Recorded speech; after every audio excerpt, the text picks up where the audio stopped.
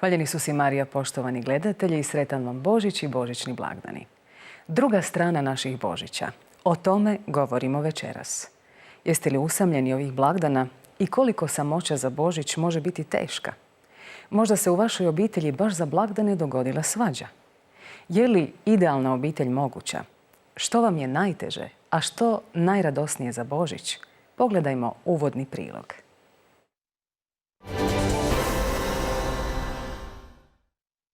Provjerili smo kako su naši sugrađani proveli Božić, blagdan obilježen srećom i veseljem, jer rodio nam se Spasitelj Isus Krist. Bilo je doma jako lijepo, mi otvaramo poklone za maloga sina i ćerku, Haley Weston, tako da je bilo jako lijepo. U sklopu obitelji, polnoćka, božićna misa, ništa, evo, u miru. My Christmas was... Božić je bio jako lijep. Volim Božić jer je to predivno doba godine. Provela sam ga s obitelji i prijateljima. Poklanjamo božićne darove i širimo duh Božića. U krugu družine, doma.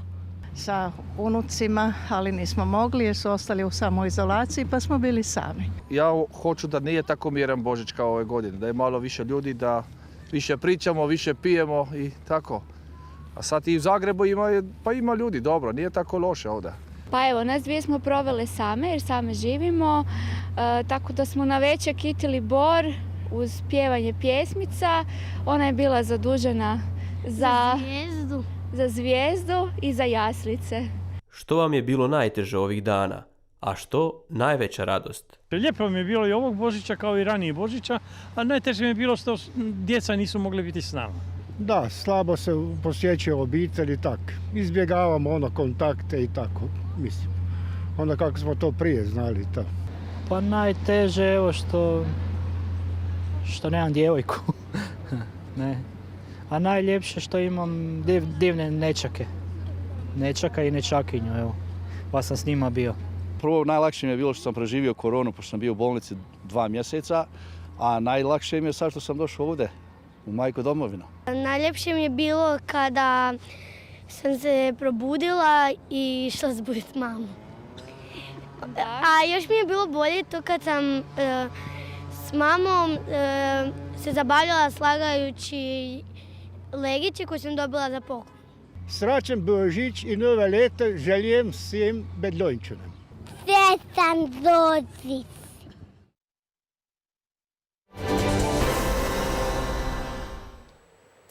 Ovo je bio uvodni prilog, odnosno iskustva i razmišljanja naših sugrađana o tome što je najteže, a što je najljepše za Božić. Nema sumnje.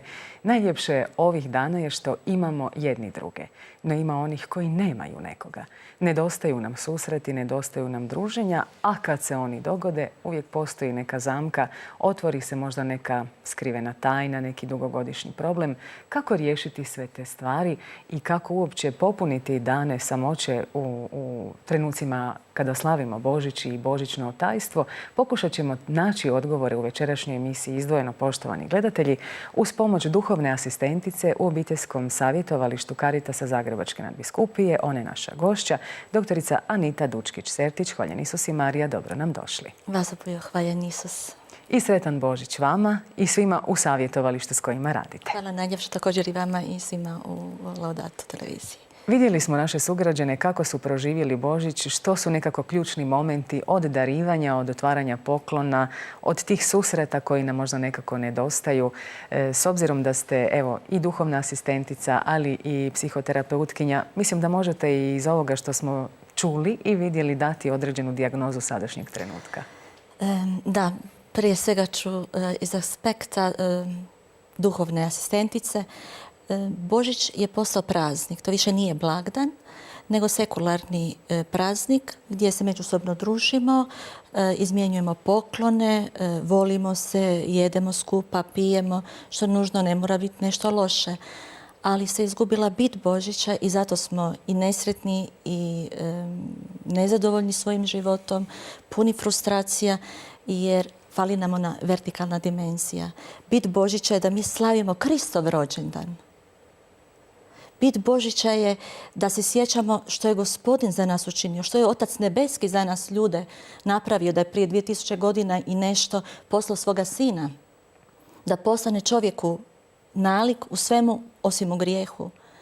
I mi smo to negdje zanemarili. To više nije u fokusu. Krist nam nije u fokusu. Isus nije u fokusu. I zato nekakve drugotne i trećorazredne stvari su nam postale bitne. I najvažnije jesu pokloni, nekakva druženja, vrlo površna. Lijepo je kad se mi okupljamo za Božić, ali nije smisao Božića da se vidimo jednom godišnje tada. I onda ćemo se poljubiti, izmijeniti darove i tu priča prestaje. To nije bit. Ja moram biti u kontaktu s tim ljudima, sa svojim obitelji, prijateljima, poznanicima. A onda na Božić na jedan poseban način darujem prvo svoje srce, a onda u materijalnom obliku i nekakvi poklon. A to nije toliko bitno. I zato vidim u ovom prilogu da ni u jednom momentu se Isus nije spomenuo. Jedan gospodin je spomenuo polnošku i misu, u redu, ali nema Isusa. Imamo orašara, djeda Božićnjaka, pa neko zove Djed Mraz i ne znam još nekakva pomodarska imena za nekakva čudna meni bića. Nisam u trendu. Ali Krista nema. I dok god mi ćemo Isusa iz Božića, mi zapravo nemamo blagdan. Imamo praznik. Mi smo prije tjedan dana govorili i o sretnim blagdanima i o orašaru i što se zapravo to dogodilo, pod kojim smo to utjecajem. Međutim, za danas smo obećali našim gledateljima, pogotovo onima koji su možda sami u tjeskobi ili koji su upali u zamku nekakvih obiteljskih razmirica i napetosti koje se dogode kad se vidimo jednom godišnje, dati savjet kako to riješiti, što nam se događa, jer svi nekako čekamo taj Božić i onda želimo da bude idealno. Od domaćica koje uređuju kuću, pripremaju hranu, do zapravo onih trenutaka koje ćemo provesti zajedno, a sve krene naopako. Pa evo, te neke situacije obiteljskog svakodnevnog života uz vašu pomoć želimo riješiti, ali uvodno mi samo recite, je li istina da u ovo doba godine više ljudi traži duhovnu pomoć, da je nekako zima i tjeskobnija i da su ljudi depresivniji, bez obzira što se oko njih događalo? Je, to je točno. Prije svega znate da prosinac je mjesec kad imamo najkraće dane, najdulje noći. Serotonina nemamo, u deficitu je, niska je razina jer neurotransmiteri se nemaju čime ispuniti. Razina vitamina D nam je također niska. Evo, mi smo svjedoci sami da u Zagrebu zadnje 2 dana probudimo se polumračno, sivilo, magla. Nekako krećemo kroz dan, nekako neraspoloženi. I dovoljna je nekakva sitnica koja nam se putem može dogoditi do posla ili u obitelji jer smo napeti, a hoćemo sve stići. I zapravo taj nekakvi model da je čovjek mjerilo svih stvari je veliki problem. Jer u svemu moramo biti savršeni, idealni. Što naravno mi kao ljudska bića ne možemo biti. I onda počnemo pucati po šavu u smislu moram biti divna na poslu, divna kućanica, mora mi kuća se blisati i sjajit. To je meni suprug rekao da mi ne dolazi sanitarna inspekcija ako slavim Božić i Isusov rođendan. Ali to je stvarnost i to je istina. Se mi toliko iscrpimo kupovina. Jesam li sve kupila? Hoću li imati dovoljno financijskih sredstava da kupim to sve što sam naumila? Ne znam, ispeć 50 vrsta kolača. I napetost, hoćeš ti ovo, hoćeš ti ono, svi dobiju nekakve uloge i dovoljno da jedna karika u nizu nešto zakaže. Dogodi se eksplozija. I sada vas molim kao terapeutkinju savjet. Kako spriječiti to, evo, ako nam se dogodilo ovoga prosinca, da nam se recimo ne dogodi idućeg prosinca, da nekako olabavimo taj pritisak i na sebe i na druge članove obitelji? Jednostavno trebamo znati da mi nismo u fokusu, niti naši kolači, niti naše čišćenje, nego da mi slavimo Isusov rođendan. I kad tako postavimo stvari, neko nam bude lakše. Naravno da je Bog reda i da ćemo mi pospremiti, ali nam je važno da se okupimo zajedno, da se pomolimo zajedno, da zahvalimo Gospodinu na dar života koji nam je dao, što nam je dao prije svega Krista. A onda molitva mijenja duhovni ambijent i prostor u kojem se nalazimo. Onda nekako sve to ide ležernije, toplije, imamo više vremena jedni za druge. Iako nešto nisam stigla napraviti, nisam sve popeglala, može čekati i iza Božića. Zar će peglanje čekati preko Božića, reći će to nije nikada bio običaj u našoj kući i tako dalje. Možda previše robujemo tim nekim navikama, a bit Božića nam promakne. A zašto smo tako podložni recimo tim običajima, pravilima, tom redu, pa da nam smisao samih blagdana izmiče iz ruke? Pa vjerojatno to negdje i baštinimo. Tako smo i odgajani. Samo moramo uzeti u obzir da su nekada davno naše bake, prabake i majke možda nisu dovoljno radile kao mi sada 8 sati negdje vani pa trebamo se vratiti. Puno su manje prostorije bile, puno se skromnije živjelo. Nije bilo sigurno 50 vrsta menije na stolu. I sve skupa poklona koji moraju biti posebno zamatani. To tada nije bilo. I zato je bilo možda puno jednostavnije i možda spontanije, srdačnije i toplije nego kod nas jer smo puni frustracije. Onda nam dođu čak i u goste i oni koji baš ne želimo vidjeti, ali jer je Božić. Nemojmo se lagati pa onda imamo osmijeh na licu što zna biti nekad i ružno jer u srcu je krivi motiv. Doktorice Dučkić-Sertić, koliko nam virtualni svijet još otežava pravi doživljaj otajstva Božića, odnosno koliko doprinosi ovoj otuđenosti od onog pravog smisla, jer u virtualnom svijetu pa sve funkcionira, sve blješti, sve je savršeno i isprogramirano. Koliko nas još to može udaljiti i kako spriječiti taj proces? Definitivno da taj virtualni svijet jako utječe na nas, na našu podsvijest. Budući sam prošli tjedan provela u samoizolaciji, imala sam prilike, ne volim televiziju, ali sam imala prilike gledati sad nekakve božićne filmove. I u tim božićnim filmima, osim raskoši, svi se vole, sve je prekrasno, blještavilo, prekrasno uređene kuće. Ništa drugo nije bilo. I to je problem što dok ja to svakodnevno gledam i upijam, u mojoj obitelji, u mom domu nisu baš tako idealne stvari, dapače ima i ovakvih i onakvih situacija. Čovjek se počne pitati što je sa mnom, što ne valja sa mnom. Ali isto tako to je bijeg od susreta sa sobom i susreta sa Bogom i sa svojim bližnjima. Jer sam u tom virtualnom svijetu, isključim se od svojih problema. Neko će posegnuti za alkoholom, neko za drogom, a neko u virtualni svijet. I onda to pokušavam primijeniti u svoj život. Prekrasno su mi ove fotografije što možemo gledati na društvenim mrežama, Facebook, ne znam, Instagram. Slikamo se u zbor, prekrasna obitelj. A što je malo dalje? To niko ne zna. I trenutak dok je nastala ta slika, što se međuvremeno događalo, što je svakodnevna životna situacija, da ćemo se i posvađati u nekom momentu, što je i normalno, ne trebamo bježati od toga, ali sve nešto izobličeno, izvještačeno, u tome je problem. S druge strane, kod onih samačkih obitelji, samaca naših starijih, virtualni svijet utoliko podržavam što omogućava da se ljudi susretnu ako su im u tuđini unučad, djeca, pa nemaju nikakvu mogućnost biti s njima sad u kontaktu, pa evo prilike da se mogu čuti, da se mogu mahnuti, poslati poljubac. U tome evo jedino vidim nekakvu prednost, da ne bi bila negativna. Da. Pa zapravo i mediji služe povezivanju, pa evo i ova naša emisija. Imali smo prilike vidjeti i naše sugrađane, djed i baka kažu da im nedostaju unuci jer ne mogu biti s njima. I to je zapravo bitno da smo zajedno i da tako slavimo Božić i da zajedno slavimo Isusa kao glavnog slavljenika, a ne sebe i neke svoje kolače. I svoje kolače i red koji smo postavili. Nego, jesu li vjernici možda ipak malo otporniji na trendove kojima smo svjedoci? Od kupovanja, od različitih likova koji Božiću zapravo ne pripadaju. Možemo li reći da imamo toliko vjerničke zrelosti da se ipak možemo malo oduprijeti i postaviti granice na vrijeme? Iskreno, iz prakse ću vam reći, teško. Mislim da se svijet dosta uvukao u vjerničke obitelji, u naša srca, u naše domove i da nerijetko podliježemo tom trendu. Vi sami znate iz vaše šire obitelji kako funkcionira, mi smo svi vjernici. Ja mogu govoriti za svoju obitelj. Da ipak to postoji, ajde još ovo, idem kupiti još ovo, idem napraviti još ono.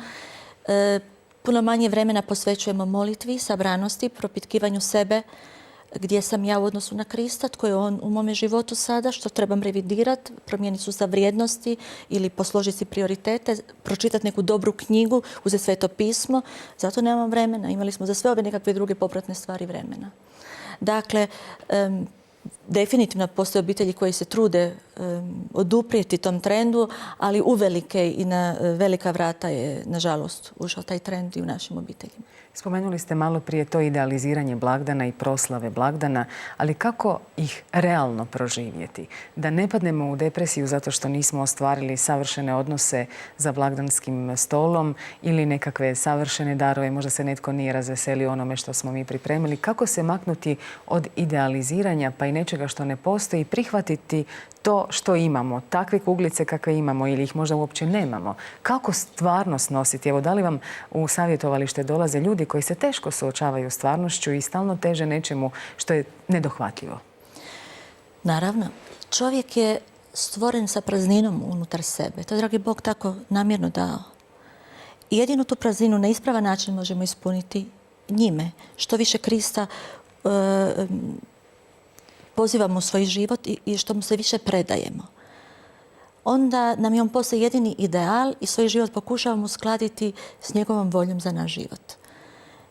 I puno je lakše prihvatiti i nedostatke, iako moj poklon nije savršen, iako moje kuglice ne valjaju, ali ja znam koga ja imam. I možda sam sama u ovom trenutku, ali znam zapravo da nisam fizički sama jer je Krist sa mnom. I čovjeku bude puno lakše nositi se sa teretom života i sa svime što se događa. Ali ako mi se popunjamo tu prazninu nekakvim drugim sadržajima, bilo da su to materijalne stvari, jer živimo i svjedoci smo toga da živimo u konzumerističkom društvu, materialističkom i da nam je to opipljivo najvažnije, pogotovo novac, moć, prestiž, onda i takvi nam jesu plodovi, nažalost. Znači, opet se moramo vratiti svom temelju. Tko ja jesam i tko sam ja u odnosu na Krista i ko je Krist u mome životu. I kad se posložim sa vertikalom, onda će i moji horizontalni odnosi biti u redu i tu će se popravljati. I naravno, moramo priznati, tijekom života se nakupilo i gorčine, i ljutnje, i srdžbe, i nepravde u našem srcu. Prema članovima obitelji, široj zajednici, na poslu. Ali jedino s Božjom pomoći možemo se toga osloboditi. Psihoterapija i psihologija mogu nam donekle pomoći. Ali dubinu našeg srca jedino Bog poznaje i jedino Duh Sveti nam može obznaniti zapravo što je duboko u nama, čega se trebamo odreći, što trebamo otpustiti. I kad to čovjek dosegne i kad tomu teži, puno lakše možemo i opraštati i prihvaćati čovjeka takav kakav jest u svojoj biti, ne postavljati nekakve kriterije ili očekivanja. To nas ubije, nažalost, visoko postavljanje kriteriji i očekivanja spram drugih i prema sebi. A zapravo jedino što možemo očekivati jest da očekujemo dragog Boga, jer sve dobro što dobijamo, dobijamo od njega. Sada proživljavamo te božićne blagdanske dane, pa možda i napetosti i neka svoja razočaranja, no doći će siječanj, Nova godina sa svojim brigama. I ako sad ovo opet stavimo pod tepih, svu tu tjeskobu i teret, i ako se ne obračunamo s time što mi jesmo i što je u nama, koje su moguće posljedice iz vaše prakse koju imate evo, kao duhovna asistentica, kada se ljudi ne suočavaju sa ovim krizama koje možda sada proživljavaju na duge staze? Što će im se dogoditi? Svakako je to uzrok mnogim mentalnim poteškoćama, bolestima i poremećajima. Ne doprinosi mentalnom zdravlju, dapače ugrožava ga, emocionalnom zdravlju i onda se to jasno vidi i kasnije i na fizičko naše zdravlje. Većina onih koji se ne mogu suočiti ili nemaju kapacitet u datom momentu ili ne žele, posežu za nekakvim drugim stvarima. Kao što sam prethodno i rekla, to može biti i alkohol ili odlazak u bolest. Imam nekoliko klijentica koji su zbog nemogućnosti suočavanja sa izvjesnom poteškoćom ili problemom, izazovom u svom životu, otišli u bolest jer je tako puno lakše izbjeći direktni fight, da tako kažem, susret, sukob. Ali ako znam da je Bog uz mene, sve mogu s njim. Ja ne mogu u svojoj snazi, ali ta čvrsta vjera mi daje snage da napravim iskorak u vjeri i reći kao Marija, neka mi bude po riječi tvojoj, idem naprijed. Mnogi to ne mogu, onda posežu za drogom. Evo, imamo jako puno problema sa kockom. Naši mladi puno kockaju i ovaj lockdown je učinio svoje također. Bili su zatvoreni cijelo vrijeme za laptopom ili za mobitelom i to online kocka je doprinijela svoje da su nam različiti centri za liječenje ovisnosti krcati. A da ne govorim koliko imamo mladih koji su, nažalost, i psihički stradali jer se ne mogu suočiti, jer su bili u svom obiteljskom gnijezdu prezaštićeni i ovaj pritisak i lockdown i pandemija i sve skupa što se sada događa u društvu loše utječe. I naravno i obiteljski odnos i naše osobne frustracije jer nismo postigli ciljeve koje smo se zadali. Ono što sam mislila o sebi nisam to ostvarila i nerijetko onda ljudi upadaju u depresiju, anksioznost i tjeskobe. čak do suicidalnih pokušaja i misli. Mi smo već imali temu kocke u izdvojenom i to je silno važno. Evo samo kratko, kada vam dođe konkretno osoba, vidite da je pala u depresiju u prosincu, da se nije ostvarila, da možda ti neki ideali kojima teži nije uspjela postići, da je čak možda upala u nekakvo virtualno zavaravanje i tako dalje. Je li imate neku prvu pomoć za početak? Kako je izvući, u stvarnost vratiti i suočiti sa samom sobom? Ja uvijek počinjem od Krista. I najčešće volim pitati osobu da mi malo ispriča o sebi, kako ona sebe vidi, što ona misli o sebi. I da mi na list papira napiše one svoje pozitivne karakteristike, a i one negativne. Naravno, one negativne budu puno više nego one pozitivne i to moramo izvlačiti. I nerijetko iz svega toga proizlaze nekakva zamjeranja sebi. Neprihvaćanje sebe, ono koja jesam. I puno mi je naravno lakše raditi ako su vjernici u pitanju. Onda ja kažem, jel ti znaš tko ti jesi u Kristu? Tko je tvoj položaj u Kristu?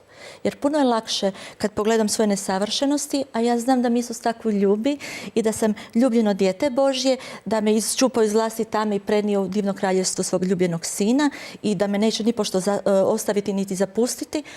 Te stvari, kad čovjek meditira na tim riječima iz Svetog pisma, nekako nam daje snagu da prihvatim, ok, to sam ja nesavršena, ali onaj savršeni prebiva u meni. I kad tako postavim stvari, nekako se ljudi trgnu, bude im drago. Znači nisam sam, naravno tu sam ja koji će biti podrška i osnaživatelj, ali prije svega da im omogućim da se donekle susretnu s Kristom. Upravo sam danas imala jednu situaciju gdje mi je gospođa bila upravo potištena, djeca na svoju stranu, suprug nije vjernik i onda naravno tu nastaje sukob duhova i svašta nešto, ali dala sam upravo te nekakve citate koje je ona uzela čitat i vidjela sam osmijeh na njezinom licu. Bila sam presretna što sam mogla posredovati Krista u njezin život. I ona će sad to čitati, dogovorili smo sljedeći termin za 2 tjedna vidjeti kako će biti kroz ovo vrijeme gdje to mora glasno sebi ponavljati i čitati da samu sebi uvjeri u Božju istinu.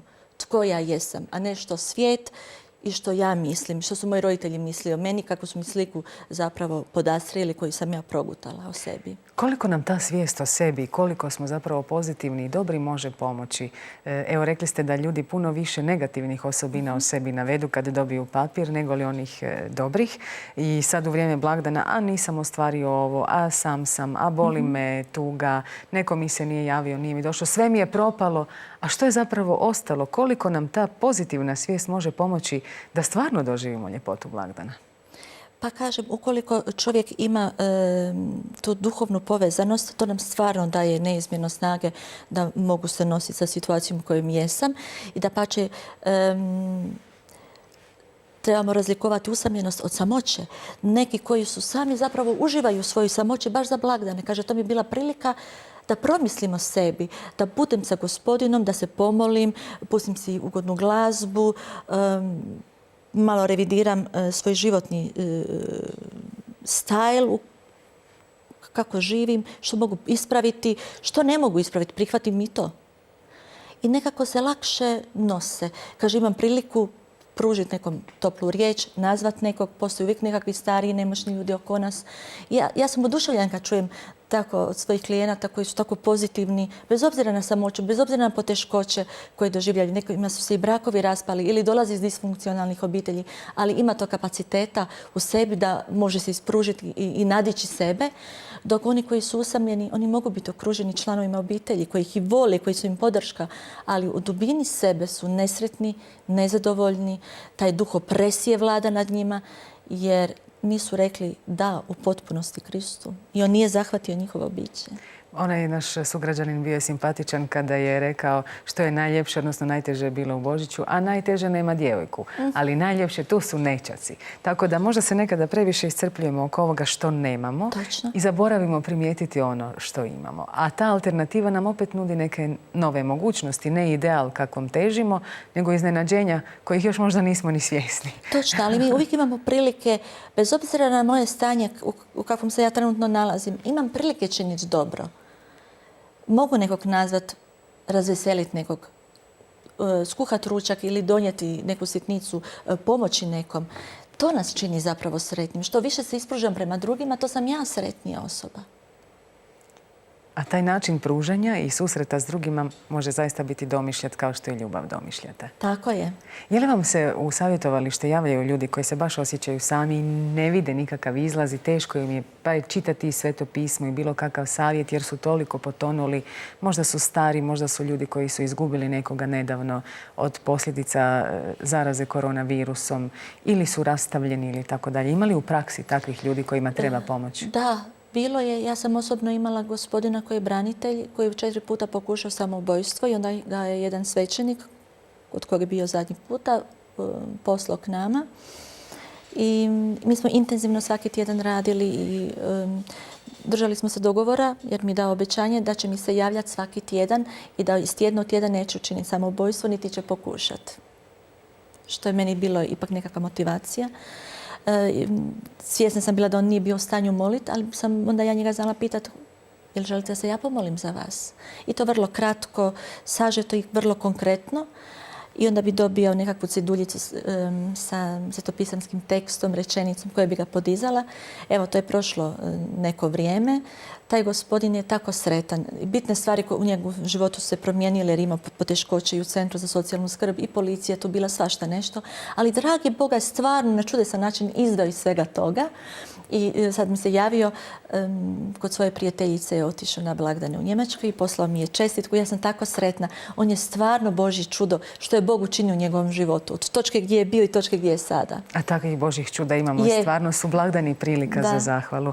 Nego, jesu li blagdani kad se nađemo, evo možda jednom godišnje, prilika da se rješavaju neke obiteljske stvari koje možda čekaju godinama da dođu na stol? Onako spontano to krene. Naravno. Samo je pitanje na koji način se to završava. Kod nekih, nažalost, bude loše i još gore, jer to su nekakva zamjeranja, ljutnja, gorčina koju mi skupljamo. I onda to je prilika kad se vidimo i dovoljan je jedna čašica više, da se neko oslobodi pa kaže rečenicu više koja mene u tom trenutku može pogoditi, ja se s tim ne mogu nositi i onda nastanu tenzije. Ja vjerujem da trebamo mi otvoreno razgovarati. Ali je jako važan način na koji ću izreći svoju istinu i svoju patnju i bol koju sam zadobila od strane druge osobe. Ne optužujući tu drugu osobu, nego jednostavno izreći svoju bol koju sam ja doživjela, na koji način sam ja to doživjela i da to bude prilika da pružimo ruku jedno drugom, odnosno da oprostimo jedno drugom. Ne mora nužno biti pomirenje da odmah mora uslijediti zato što je Božić. Nije točno. Ne možemo mi protiv svojih snaga jer bi to bilo licemjerno i lažno. I Sveti Pavao kaže koliko je do vas budite u miru sa svakim. Znači do mene. Nije nužno da se to na druga strana mora to isto prihvatiti. Ali je važno da ne palimo vatru, nego jednostavno da ja budem taj mirotvorac koji, iako se suočim s nekakvom nepravdom, da je znam na ispravan način procesuirati, reći da me to boli i da pokušamo naći nekakvi zajednički rječnik. I zato je dobro da osim Božića si dopustimo još neka druženja obiteljska, okupljanja. Da nam Božić bude jedina prilika. Ili si nemamo hrabrosti reći što mislimo, pa onda gutamo knedle i gledamo se poprijeko. I to isto nije slavljenje Isusovog rođendana.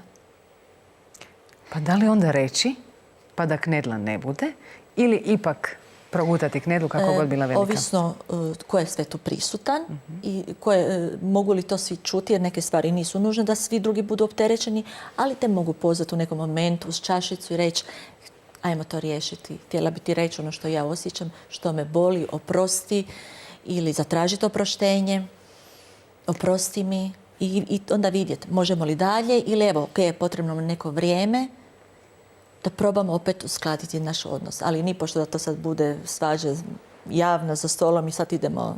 Pa ono što se godinama čekalo. Međutim, u našoj praksi, iskustvu ljudskom, doktorice Dučkić-Sertić, ma najbolje da onaj drugi krene prvi. Pa kako ćemo mi učiniti prvi korak? Smisla. Možete li nam tu pomoći da budemo mi nositelji prvoga koraka i iskrenosti i dijaloga i otvorenja jednih prema drugima kad stvarno ima nešto što tinja u obitelji, pa idemo unositi mir. Pozvani smo unositi mir i Isusa u obitelji. Ali znate, ego je snažan.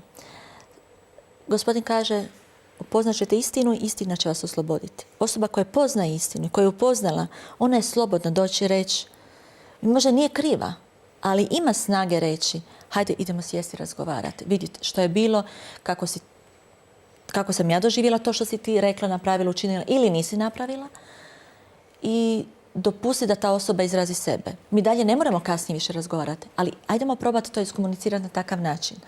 I onda u tome ne vidim problem. Nekada čovjek zapravo, kako god je to protiv našeg ega, ali je zapravo pobjedonosno kad pobjedim samu sebi i svoju tjelesnu narav. I to pobijediti u ljubavi i istini, to Božić u stvari donosi. No, praksa opet pokazuje da u našim odnosima, bračnim, obiteljskim, rodbinskim, prijateljskim, imamo baš komunikacijskih problema. Može li se kod vas u obiteljskom savjetovalištu naučiti ponešto o komunikaciji, da se znamo izraziti, ne napadati, ne vrijeđati, kontrolirati možda emocije koliko god nas boli nepravda, ali znati kanalizirati misli i osjećaje onoj drugoj strani? Točno. Mi se trudimo pomoći našim klijentima da uvijek u fokusu imaju i onu drugu stranu, pogotovo ako je to moj bračni partner kojeg volim. Pa baš zato što te volim, koliko god da sam bijesna u nekom momentu, i znate kad mi žene tako malo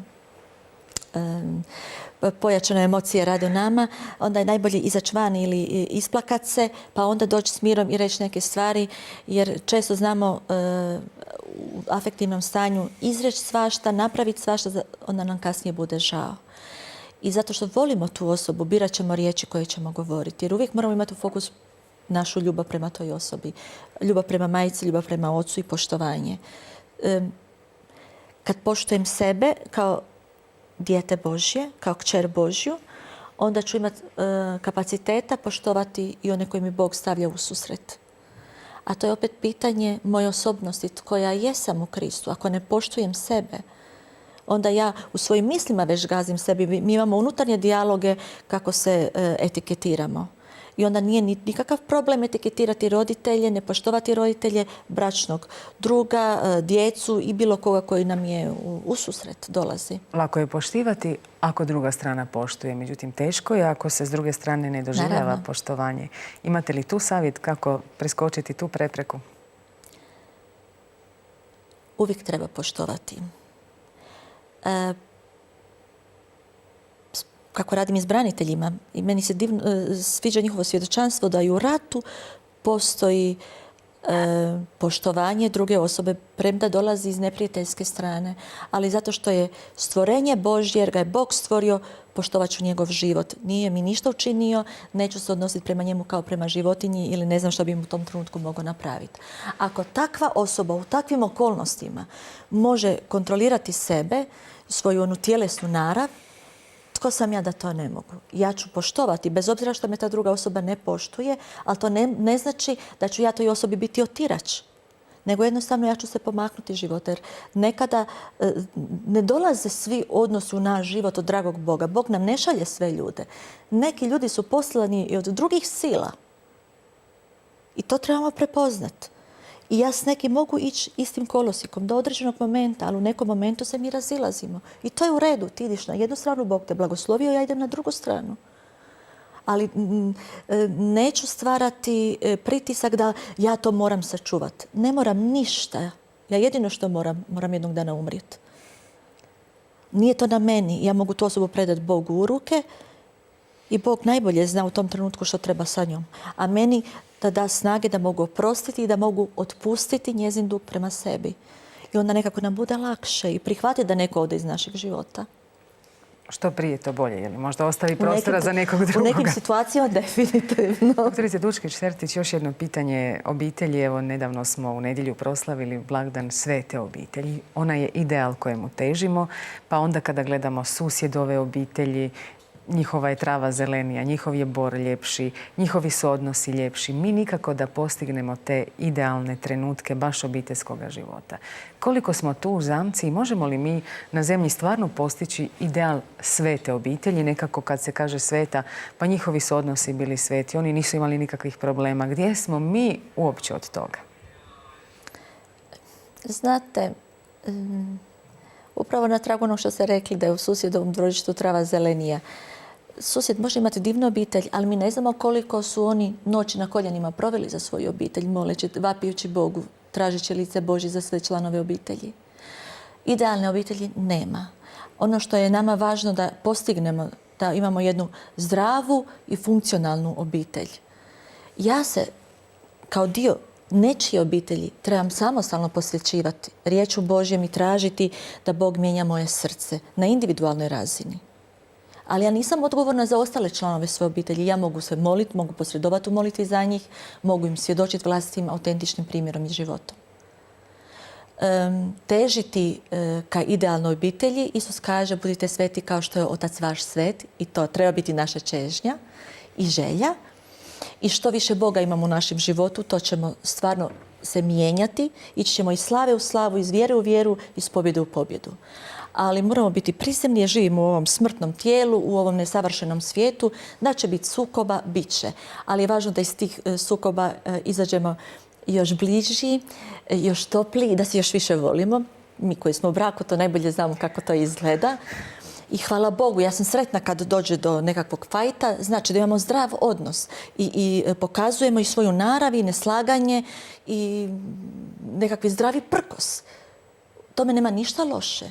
Loše kad gutam i stavljam pod tepih i pokazujem se izvana da je sve u redu, a zapravo ono dole sve bukti. No kad spominjete fajt, odnosno tu napetost, pa i tu treba umijeće. Ne možemo se svađati bez veze, odnosno postoji nekako pravilo slušanja, reagiranja. Kad govorimo o konstruktivnoj svađi, onda znači da u toj svađi ne vrijeđam drugu osobu, u toj svađi ne podcjenjujem drugog u smislu da ću govoriti ružne stvari, ali da ću iznijeti svoje neslaganje i ono što smatram da me povrijedila osoba. Naravno da ću to izreći. Jer to boli.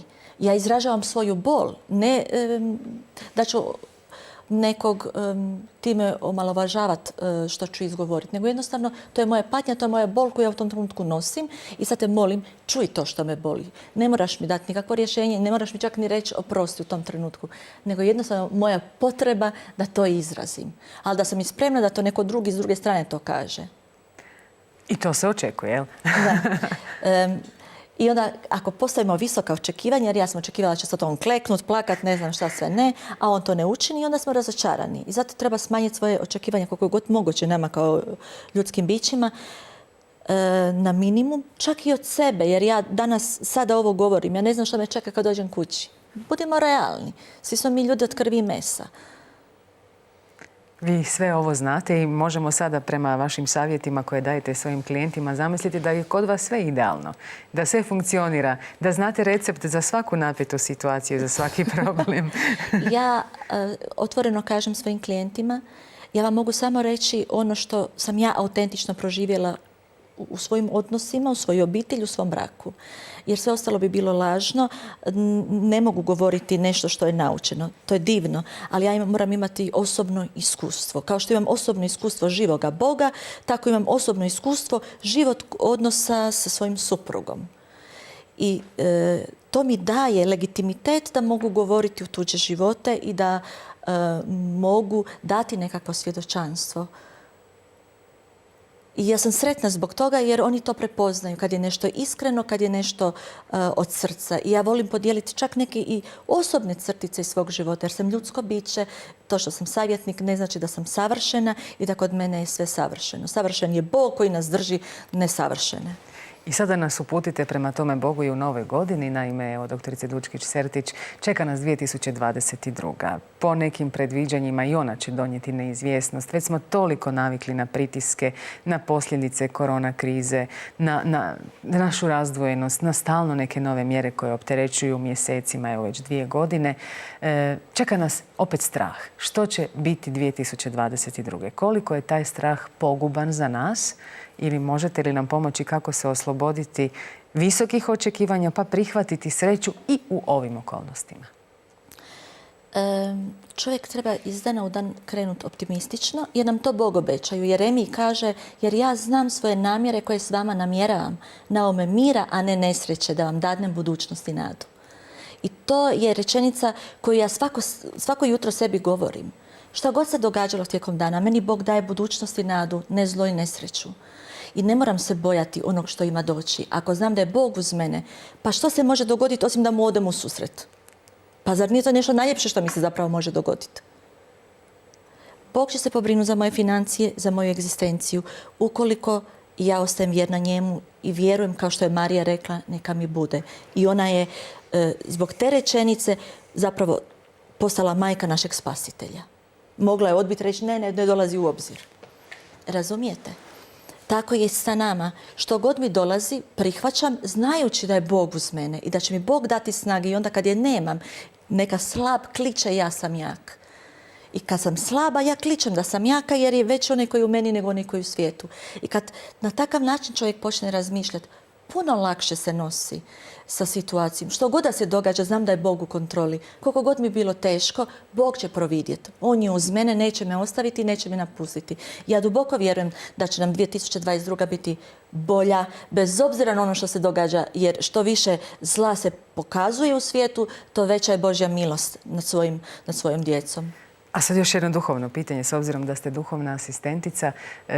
Ta vjera u Božju providnost oslobađa li nas bilo kakve odgovornosti, bilo kakvog aktivizma? I ovako će Bog sve providjeti, pa ne moramo mi ništa raditi. Da ne upadnemo u tu zamku. Ne, naravno da Bog očekuje od mene da ja napravim svoj dio, baš zato što sam odgovorna i imam spoznaju Božje ljubavi. I ja moram učiniti nešto za to društvo, jer mi je Bog povjerio talente, darove koje trebam iskoristiti i dati svoj doprinos. I naravno uključiti se. Dakle, 2022. bit će bolja, zato što ćemo mi biti jači već. Očvrsnuli smo. Tako je. Ovo nam je itekako trebalo, jer smo se malo previše opustili i stvarno nas zahvatio taj sustav svijeta, požuda očiju, oholost života, požuda tijela. A sad Bog je malo poljuljao, čak nas je fizički treso, malo nas je zaljuljao. Evo, prije godinu dana je bio onaj potres na Banovini. Tako je, točno prije godinu dana. Zašto? Da se mi malo trgnemo, Gospodine. Nismo mi gospodari svojih života, svoje budućnosti, niti sam gospodar života nekog drugog, nego ti, Kriste, a ja ću činiti najbolje što mogu, da budem svjetlo svijeta i sol zemlje, da to drugi vide. Je li istina ako se čovjek previše nečega boji, da mu se baš to čega se boji dogodi? Je, to je istina. I to nam Job kaže, čega sam se najviše bojao, to mi se dogodilo. I to je istina. Gledam osobe, evo, konkretno na svom poslu. Moji klijenti, oni koji se ne boje čak niti korone, ne da ismijavaju, ne da ne razumiju težinu koju korona sa sobom nosi, nego jednostavno, kaže, moj život je u Božjim rukama, koliko se mogu čuvati, čuvam se, ali da sad se zatvaram, da bježim od ljudi, to ne činim. Čak nisu niti dobili koronu, a bili su izloženi. Imali su članove obitelji koji su bili oboljeli od covida. Čak i oni koji su bili cijepljeni. Ali recimo pojedinci nisu. Kaže, neće me. Zašto? Zato što je jak imunitet. Jer te pozitivne misli nam daju snagu i jača naš imunitet. A čim imunitet padne, onda podliježemo različitim bolestima pa i koroni. Ovo je duhovni imunitet, onaj tjelesni, malo češnjaka, limuna, džumbira, meda, inhalacije. I možemo mi to jačati, kako ne, i očistiti sve iz 2021. i sretno dočekati 2022. Amen. A ako nam nešto zapne, evo za kraj savjet, je li možda sramota doći u savjetovalište, tražiti duhovnu pomoć, psihološku pomoć, ili ljudi još uvijek imaju nekakvu barijeru pokucati, odnosno nazvati i reći ja stvarno negdje zapinjem, u depresiji sam, izvucite me? Sramota je imati mogućnost, a ne htjeti sebi dobro. Da pače trebamo pomoć jedni drugih i ja trebam pomoć, vi trebate pomoć, svako od nas treba pomoć. I baš zato što trebamo pomoć jedni drugi, zato nas je Bog stvorio kao nesavršene, jer vi što imate ja nemam, pa ćete mi vi pomoć. A ono što vi nemate, možda imam ja, pa vam ja mogu pomoć. I trebamo koristiti resurse koje nam je Bog dao na zemlji. A jedno od tih resursa jest i obiteljsko savjetovalište. Da pače, ako čovjek ima poteškoće, probleme, možda i nisu nekakvi veliki, ali nekada je puno bolje javiti se kad imamo puno manje probleme nego dok oni eskaliraju unutar obitelji, pa onda dolazi policija, centar za socijalnu skrb, svi se uključuju. A ovako možemo prevenirati neke stvari ili ublažiti neke stvari, osnažiti nekog, potaknuti nekog na nešto novo, potaknuti ga u nekom novom smjeru, dati mu nekakvu novu viziju njegovog vlastitog života. Zašto ne? Dakle, možete raditi i sa osobom pojedinačno, sa parovima, sa obiteljima i zaista nije sramota nazvati broj obiteljskog savjetovališta Caritasa Zagrebačke nadbiskupije. Naravno da ne. I evo, ja se veselim svim novim klijentima, slobodno nas mogu nazvati. Mi smo tu i želimo pomoći. 2022. bit će bolja jer ćemo mi biti bolji. To smo se dogovorili. Je. I tako će i biti. Tako neka bude. I samo još jedan savjet, jačanje tog duhovnog imuniteta. Dali ste nam ovako usputnu prvu pomoć. Generalno gledajući, često ste citirali Sveto pismo tijekom ovoga razgovora. Ima li nešto ono osobito jako što bi nam mogao biti šalabahter za svaki dan? Za međuljudske odnose? Definitivno osobni odnos sa Gospodinom, čišćenje, emocionalna higijena, mentalna higijena, to znači da čistim svoje misli, da pazimo na svoje misli, kakve sadržaje ulaze u naše misli, da jednostavno prihvatimo ljude onakvi kakvi jesu. I mislim da nam je ova situacija pomogla da se uzdignemo stepenicu iznad od onih niskih strasti i reći nema veze, tu sam, hoću pomoć, voljan sam pomoći, gradit ću koliko je do mene, do mojih odnosa koje mi je Bog stavio ljude predamne, da s njima mogu raditi, dati najbolje od sebe. Da u svakom trenutku mogu reći, Gospodine, ja sam učinila svoju bitku, završila i sad evo mogu tebi. 2021. smo završile, bitku smo završile, idemo u nove pobjede. Idemo dalje.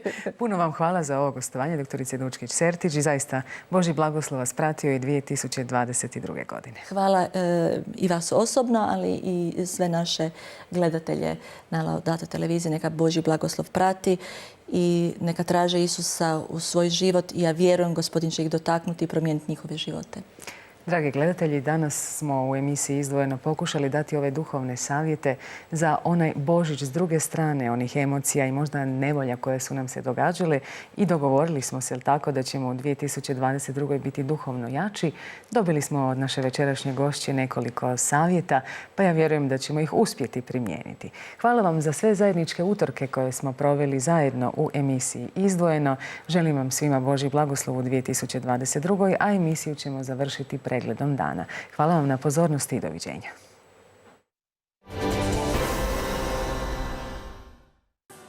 U sklopu božićnog programa u Samostanskoj crkvi Svetog Antuna Padovanskog u Vinkovcima, Franjevaca konventualaca, održana je predbožićna duhovna obnova za mlade grada Vinkovaca i okolice.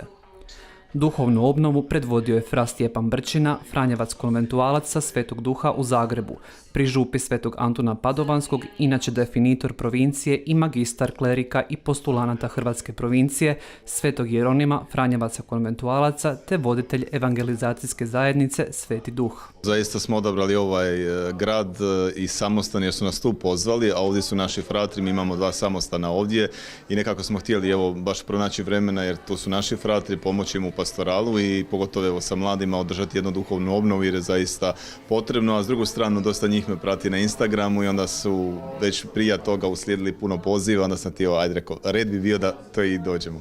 S njim su došli i 2 postulanata te 11 mladih članova evangelizacijske zajednice na Svetom Duhu koji su pjevanjem i sviranjem animirali cijeli program. U zajednici sam od početka prošle akademske godine, sudjelujem u zboru i u zajednici u nekakvim aktivnostima gdje god treba pomoći. Idemo često i na ovakva tipove evangelizacija, duhovne obnove, isto tako i preko duhovno-duhovitih večeri na Svetom Duhu.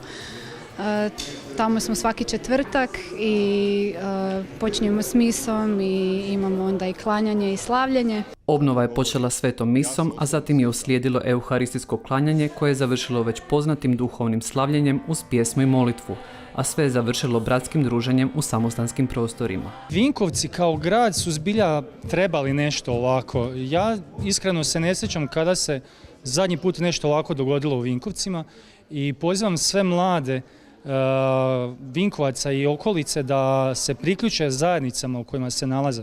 Ne moraju to biti ova župa, može biti bilo koja župa Kanovci ili neka druga župa Vinkovaca, ali da daju svoje talente u zajednici u okolini u kojoj se nalaze. I to je zapravo smisao svega i zahvalni smo vama što ste došli nama dati tu nadu i pokazati da se mlade može okupiti samo treba im dati taj jedan poticaj. Na duhovnu obnovu idemo da se susretnemo sa Isusom osobno. Znači, nije važno da li idem s nekim, da li idem sam. Još je bolje ako si sam, jer onda se bolje možeš usredotočiti na Boga. Mislim da bi potaknuo, bez obzira kojeg smo iskustva vjere, odakle dolazimo, bilo što, barem jedan puta godišnje na duhovnu obnovu. Svake godine radimo tehnički pregled našeg vozila za registraciju, a onda zamislite kakve su naše duše. Ako ne možemo u godini dana posvetiti barem jedan dan ili 3 dana ili tjedan dana duhovne obnove, što mislim da je svakom čovjeku potrebno. Tako da ohrabrujem svakoga da malo resetira dušu. Crkva je bila premalena za mnoštvo vjernika. Oni koji više nisu mogli ući u crkvu, cijeli su program pratili u dvorištu pod velikim šatorom. Iako je temperatura bila ispod nule, bilo je dojmljivo vidjeti mlade kako kleče na hladnom pločniku i u sabranosti prate klanjanje preko vanjskog ekrana.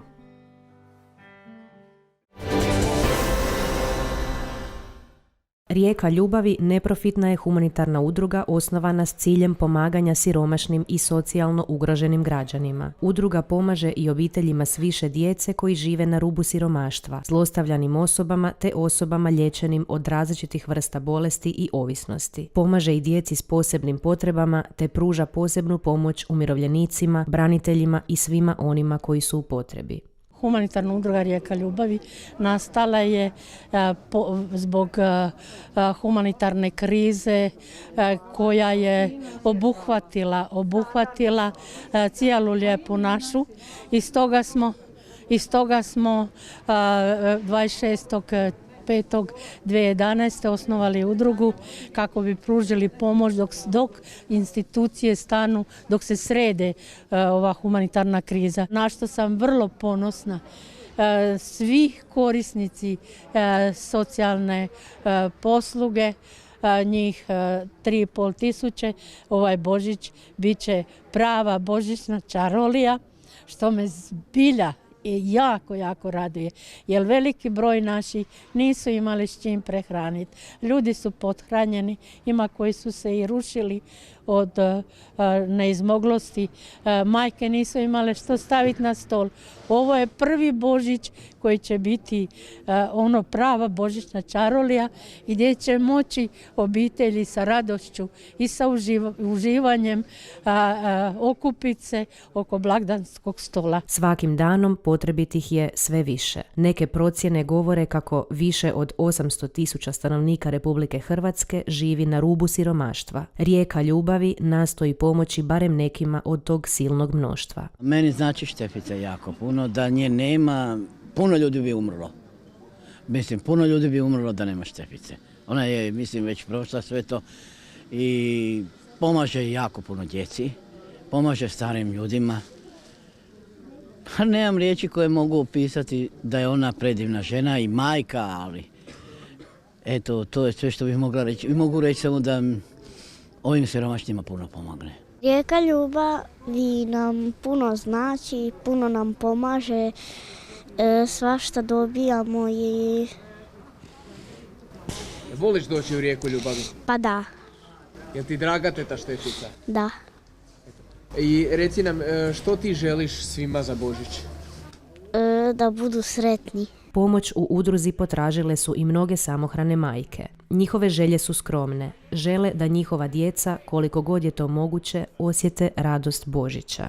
Samohrana sam majka 3 djece.